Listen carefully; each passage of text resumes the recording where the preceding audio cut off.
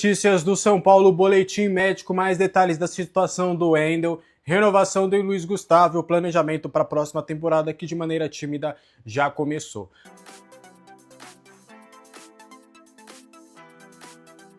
Pausa de 5 segundos para pedir a sua ajuda ao nosso canal com o seu like e se inscrever se ainda não for um inscrito. É uma coisa talvez que o São Paulo faria agora, né? Pode ser. Olha como o São Paulo tá derretendo. É que o São Paulo tentou, né? Então. E até fez algumas contratações, só que... Financeiramente falando, o São Paulo tá muito problemático, né? Tem a questão do FDIC lá, que dá uma segurada nas questões financeiras do clube. Mas o São Paulo, hoje, você olha o ataque do São Paulo, com Tapia e Luciano, te dá nervoso de ver o jogo. O Tapia, ele até tenta muito, né? Então, ele tenta, ele é esforçado, ele faz o negócio girar. É que ele erra muito também. Então, essa é a questão. E aí sai o Tapia, entra o Ferreirinha. Imagina o São Paulo nessa situação sem Libertadores. Eu acho que tem uma... Cara, o São Paulo hoje, eu acho que se ele tivesse a condição... E aí tem um ponto, dá um passo atrás, que a diretoria vendeu muitos moleques, né? Foi uma temporada que vendeu o Ferreirão, tem do ano passado ainda o William Gomes, tem Matheus Alves, vários jogadores que de fato... Aí tem um azar da lesão do Rian Francisco, do André Silva, que aliás a gente precisa falar, né? Do DM do São Paulo. Os caras entram e não saem. É o Caverna do Dragão, que entra você entrava lá no mundo, o mestre dos magos aparecia e não deixava ninguém embora. O Oscar tá há mó tempão lá, o André Silva, beleza, tem André Silva, Caleri, Rian Francisco, beleza, é a mesma lesão no final das contas. Mas hoje você tá sem o Enzo, tá sem o Cedric, tá sem o Bobadilha, tá sem o Wendel agora. Cara, é surreal, o São Paulo está derretendo. O Oscar tem o mesmo número de jogos do Neymar na temporada, tá só pra constar. Por exemplo, o Lucas já saiu do DM, né? O Lucas entrou ontem também não ajudou muito. Mas o cara tem tantas idas ao DM que o retorno dele também é acidentado, né? Pode ser. Fala, cara, em que momento ele vai voltar? E aí, eu te falo, obviamente a gente tem que falar que o time no campo não tá jogando bem. Não tá, de fato não tá.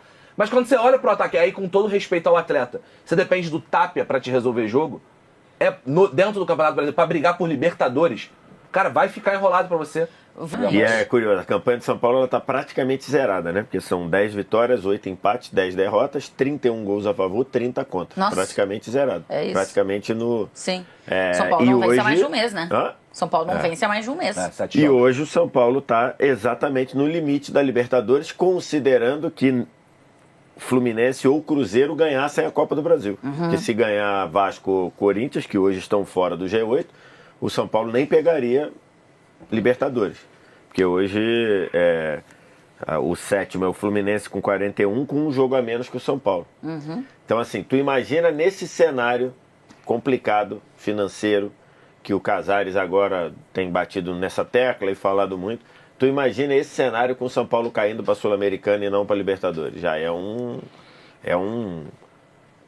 reflexo absurdo no ano que vem. Porque, pelo visto, o Casares agora vai ser um pouco mais pé no chão, pelo que ele tem falado, pelas coisas de transparência que ele tem falado e tudo. E tu imagina você não ir para a Libertadores com menos receita, com menos potencial, com menos visibilidade. Então, assim, é uma situação muito complicada. E atrás dele estão vindo times... Tá errado aí, então. O Fortaleza ganhou. Fortaleza tem não vence desde 14 de setembro, não. Não vence desde 2 de outubro, né? E venceu o Fortaleza, fora de casa. O jogo da expulsão do Rigoni. Exatamente. É verdade, é verdade. O jogo da expulsão do Rigoni. O jogo da expulsão. E o detalhe, quem tá vindo atrás do São Paulo... Que o Tapia faz gol, inclusive. Quem tá atrás do São Paulo tem times que estão crescendo. O Vasco tá crescendo. O Grêmio tá crescendo. Vindo atrás ali.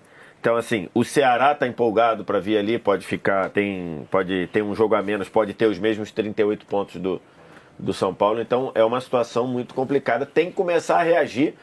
E por mais que as coisas inacreditáveis aconteçam, o São Paulo precisa começar a reagir. Porque senão ele não vai para a Libertadores. Hoje, de quem tá na disputa da Libertadores, você tem alguns times em muita baixa. Um deles é o São Paulo, que não é nem muito abaixo, mas acho que o Botafogo tá em São mais. Paulo, Red Bull, Bragantino. Botafogo. O próprio Botafogo. O Bahia tá oscilante, o São Paulo tá oscilante, o Botafogo tá muito embaixo. E você tem um Vasco um Vasco recuperando, o Fluminense pontuando. Grêmio. Com o Zubeldia. O Zubeldia ganhou 3 dos 5 jogos dele com o comando do Fluminense, ele ganhou 3. Mas daqui a pouco uma coisa é pontuação, outra coisa é jogo, né? O jogo do Fluminense também não tá essas coisas. Alguns ganhou, é que nessa reta final da temporada. Mas nessa reta final da temporada, às vezes, jogar bem vira supérfluo.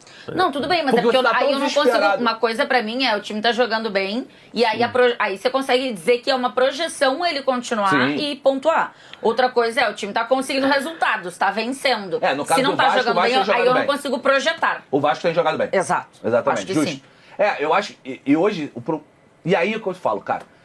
Não é sem querer que o campo é afetado pelo trabalho da diretoria. Nunca é sem querer. Olha o superchat ali do Vitor de Menezes. O problema não é técnico, é gestão. Eu ia falar isso, Você Vitor. vende garotos promissores para comprar Tapia de Neno em Rigoni, vendeu Moreira por lesão e compra o Wendel. Inclusive o Wendel tem questão... Mas aí tem uma facilitou, pouca gente lembra. Ele facilitou a vida, a venda do William Gomes, né? Pra trazer o Wendel mais cedo. Pra trazer o Wendel 6 meses antes, você deu uma facilitada na venda do William Gomes. O Wendel eu achei uma boa contratação quando chegou. Então, isso que eu ia falar. O Wendel todo mundo achava que era... Mas no achei geral... que ia ser o titular, inclusive. Mas os outros 3 ali que são abaixo mesmo no nível, não é ninguém comprado. É todo o jogador que o São Paulo trouxe porque é o que dá pra trazer. O São Paulo tá vendendo pra pagar a conta, não é nem pra... É o famoso choque de realidade. Exatamente. O São Paulo não tá vendendo aqueles jogadores pra comprar eles. Sendo justo com o Casares. O Dineno veio emprestado pro Cruzeiro e não queria usar. Sim. O Tapia é aquele esquema que você coloca opção de compra e depois eu vejo. O Quencaru, o Rigoni é de graça. Não, e sendo justo com o Casares, assim, e acho que os negócios foram ruins, mas não é exclusividade dele. A torcida do Fluminense passou uma década dizendo que o Fluminense vendia as promessas de Xerém mal. O Vasco passou uma jogador mais velho.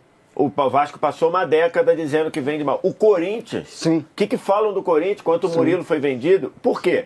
Porque é tudo clube estrangulado, irmão. É isso. Clube estrangulado, como é que funciona? O Renato já teve dentro do clube, pode dizer se eu estou exagerando ou não. Clube estrangulado, a gente chega e fala assim, ó, o meu talento aqui, você está devendo tanto para ele.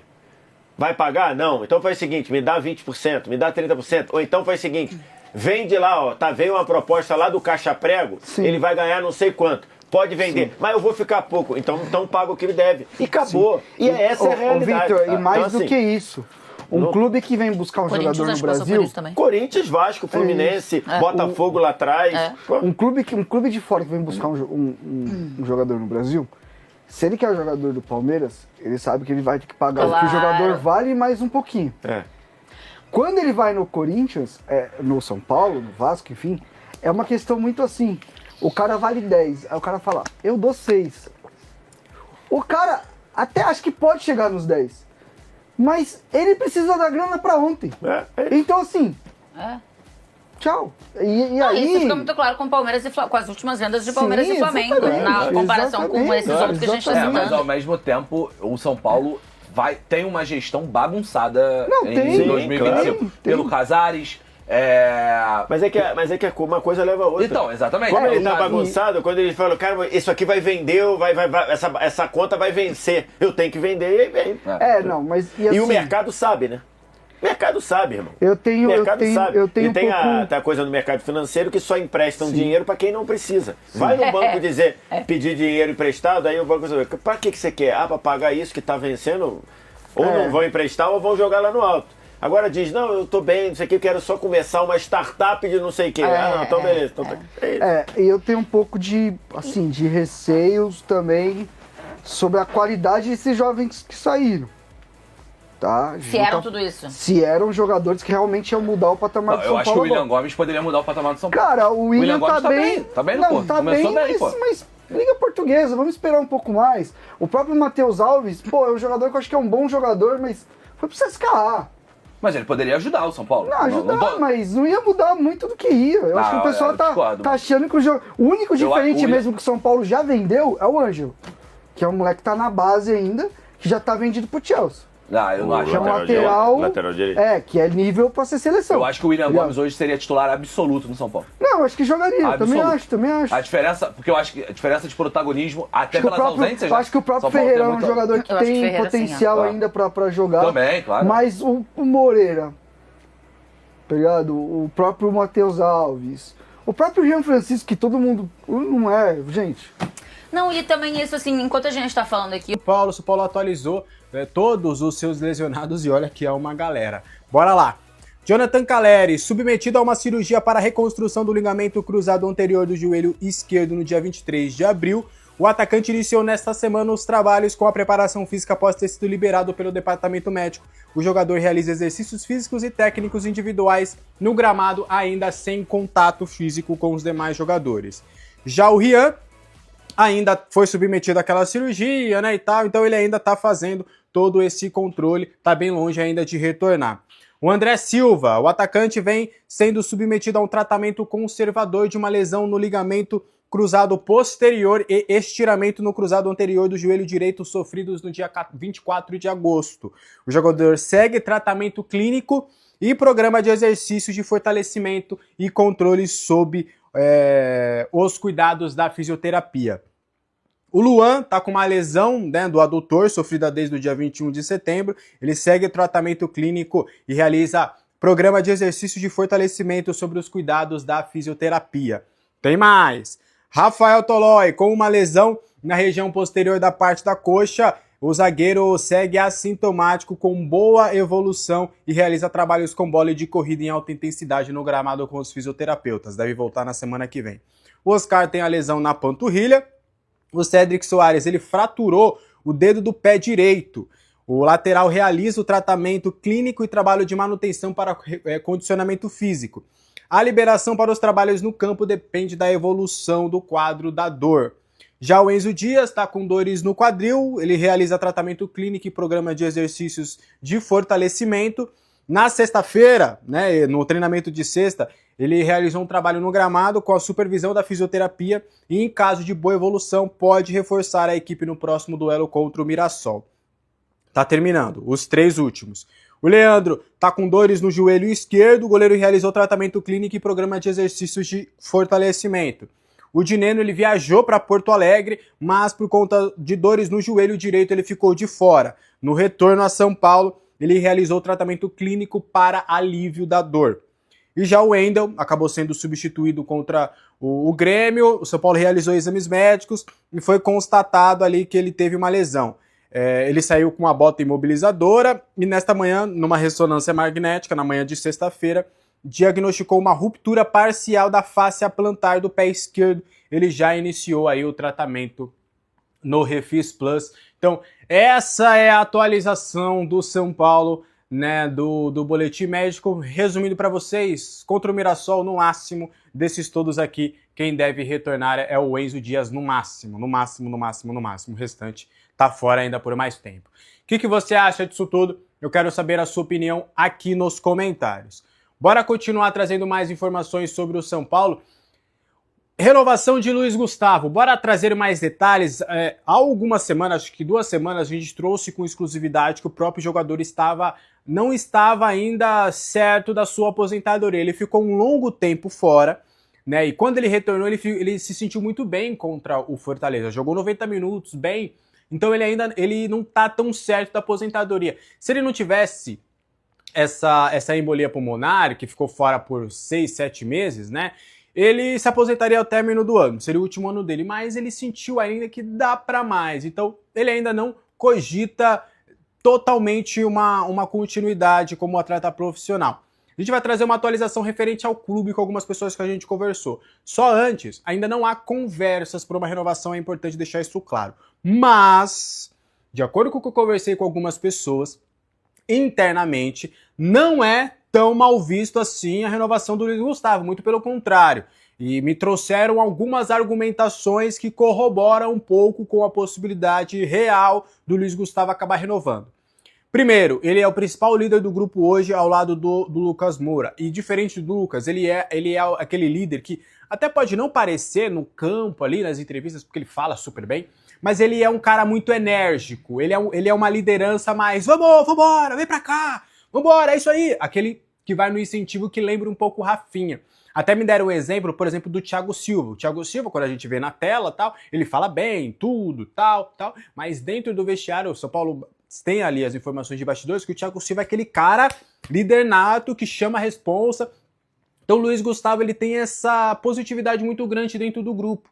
Além de tudo, além do fator técnico, que o São Paulo entende que o Luiz Gustavo é um baita de um jogador, ele pode atuar como primeiro volante, segundo volante e terceiro zagueiro, o que também alimenta ali essa possibilidade do São Paulo entender que ele pode ser uma espécie de coringa. Em vez de, por exemplo, preciso ir no mercado atrás de um zagueiro ou de um volante, eu já tenho um cara que pode fazer as duas funções, então eu, entre aspas, economizo.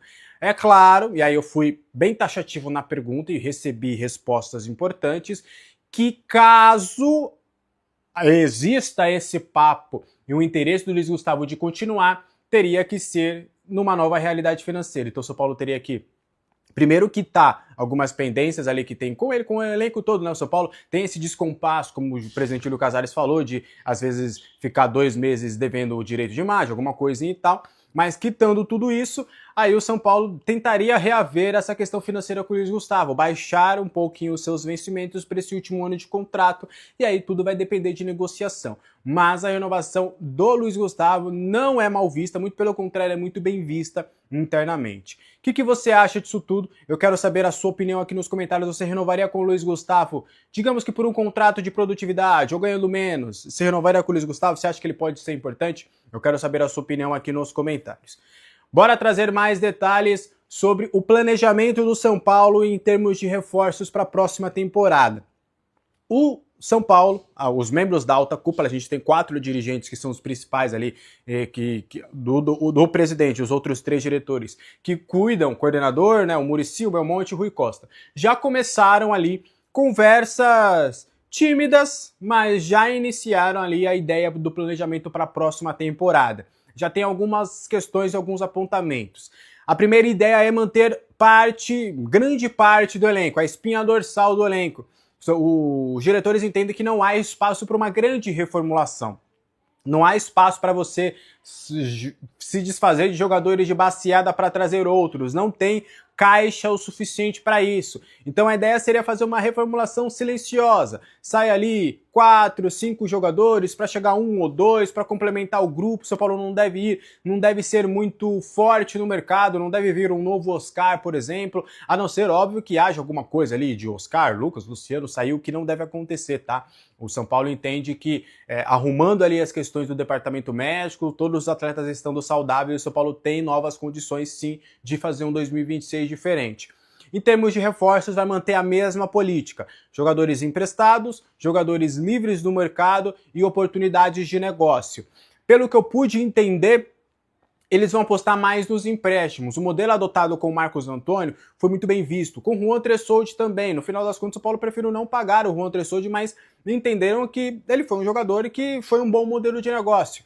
Que é você pegar um jogador numa idade legal, né, 25, 26, 24 anos, 23 anos, por exemplo, como o Tapia, pegar jogadores nessa faixa etária, até porque você já tem um elenco mais envelhecido, e você trazer esses jogadores porque eles têm um nível competitivo maior.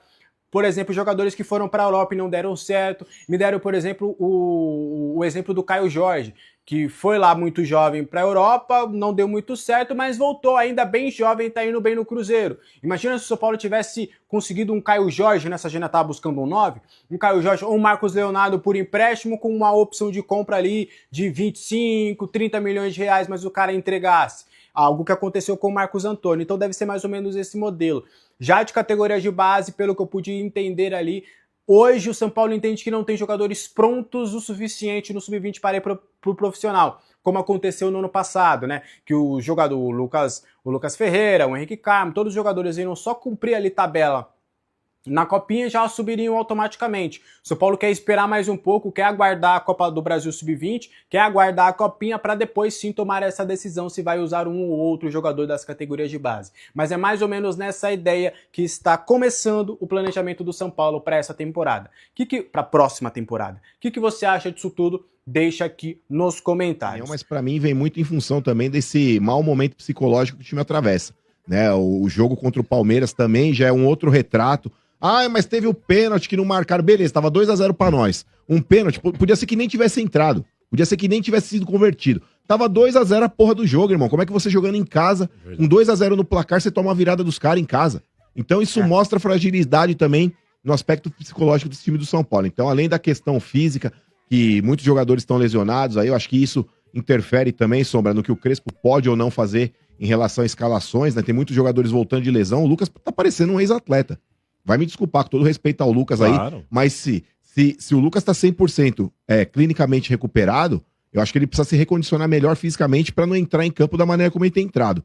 O Lucas ainda não tá conseguindo andar, irmão. Lucas é meio Renato Augusto no final da carreira dele. Eu não sei se isso é falta de confiança, o jogador às vezes voltando de muito tempo parado, o cara tipo ainda tem aquele receio de voltar e se lesionar, mas cara, o Lucas, pelo que a gente já viu, o Lucas apresentar com a camisa do São Paulo. 6 ou 7 meses, né? Exato, então. 6 meses. Eu acho que assim, Sombra, que faça jogo treino, mas assim, pra colocar o cara em campo e ser criticado, porque ele vai ser criticado. Quando o cara ele entra em campo no jogo oficial, a torcida deposita confiança, espera que o Lucas resolva o jogo. Ele não tá conseguindo andar, quanto mais jogar e resolver jogos. Então, dentro desse cenário aí, Sombra, eu acho que o fator psicológico pesa bastante também, muito em função da eliminação da Libertadores. Dali pra frente, acho que o São Paulo eu concordo contigo, Marcão, porque assim, demais. O São Paulo, ele... aliás, nas últimas 7 partidas, apenas uma vitória. 6 derrotas nas últimas 7. Mas se você pegar jogo a jogo dessas derrotas, né, a vitória foi contra o Fortaleza. Se você for pegando, a gente vai voltar lá no Cruzeiro, quando o São Paulo perdeu a invencibilidade. O São Paulo jogou melhor o tempo todo que o Cruzeiro, basicamente. A bola desviou, entrou, gol. Aí, na sequência, o São Paulo foi jogar as partidas contra a LDU. A gente teve jogo contra a LDU.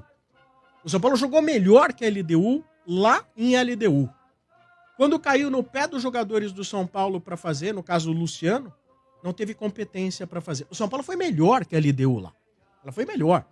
Não teve competência para fazer. Aí já traz resultado negativo.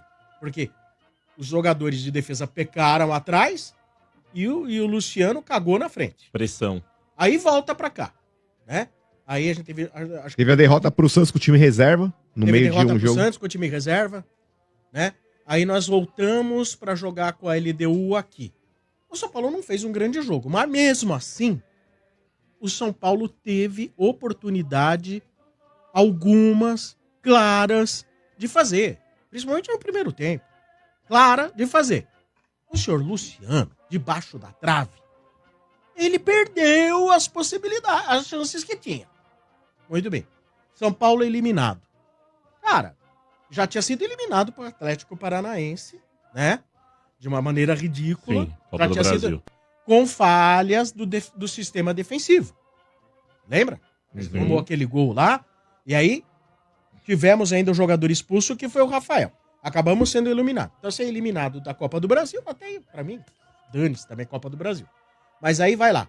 Libertadores da América. É eliminado. Aí você...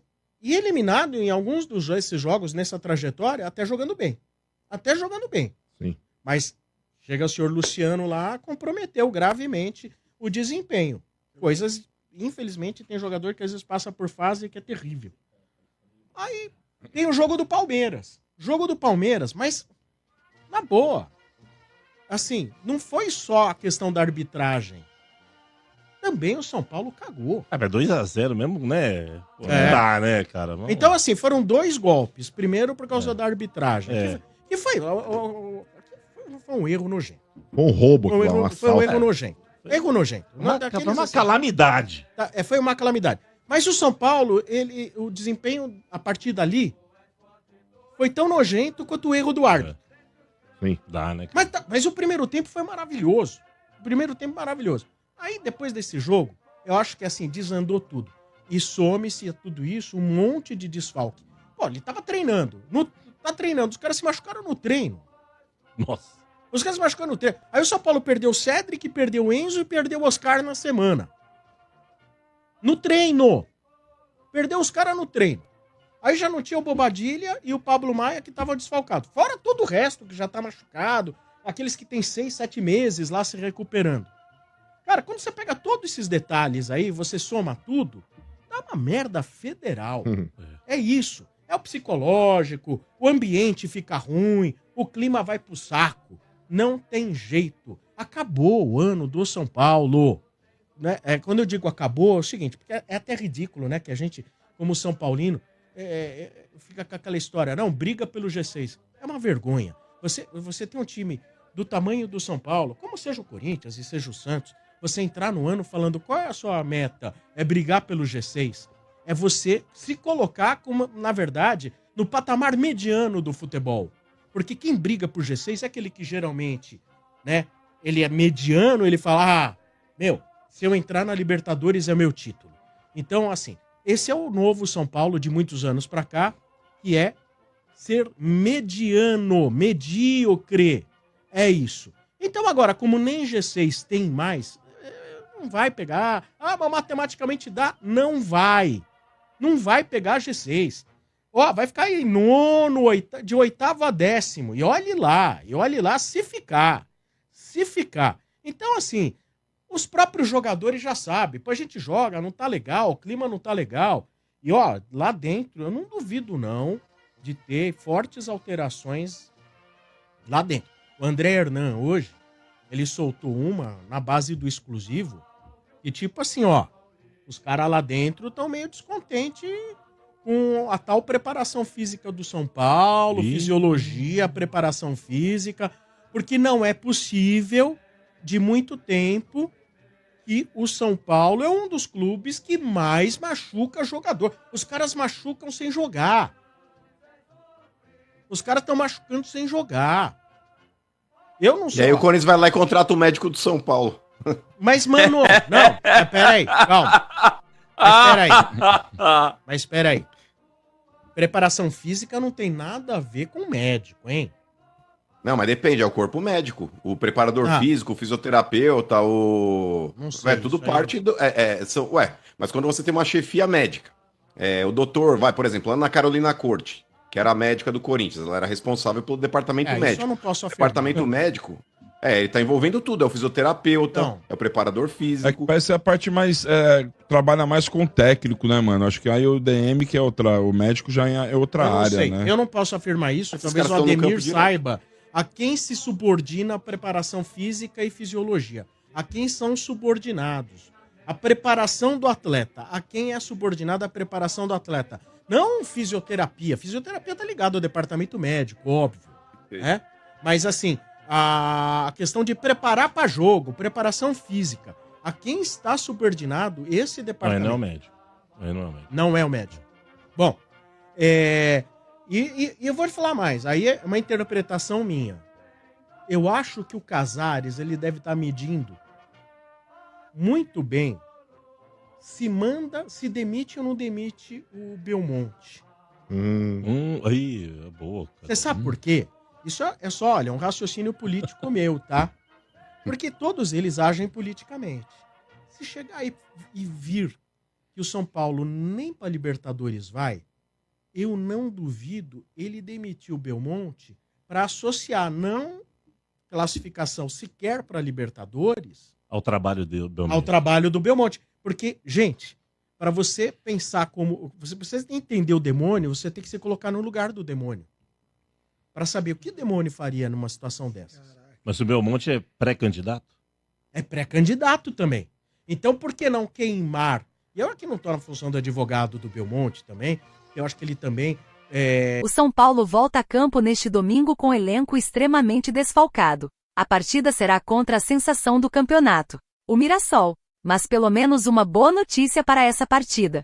O retorno de Enzo Dias. Segundo o portal Bola VIP Brasil, o jogador deverá receber oportunidades ao longo do jogo. Em todas as competições foram disputados 16 jogos entre Mirassol e São Paulo, com 10 vitórias do Tricolor, 4 empates e 2 triunfos do Leão. Jogando em casa, o Mirassol enfrentou o São Paulo 7 vezes, com 4 vitórias dos visitantes e 3 empates. A escalação do São Paulo para o confronto de hoje será: Rafael, Alan Franco, Arboleda, Sabino, Mailton, Alisson, Marcos Antônio, Bobadilla, Patrick, Tapia e Luciano.